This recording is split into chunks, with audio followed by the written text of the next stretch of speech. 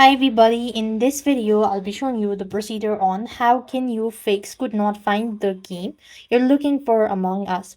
So basically what you need to do is in order to fix it, so you first need to log into your account, or you have to log into your Among Us game. After you're logged in, you want to select the game that you want to play and go ahead and select it, so, and click on the cube button, after which you can just go ahead and do it, so just like that, and close this tab.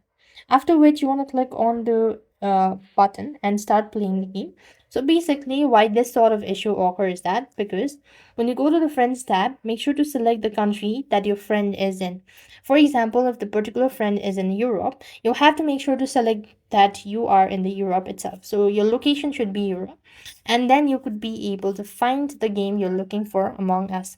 And if that's not the case, you could also try updating the game after you're done uploading or making changes with your location.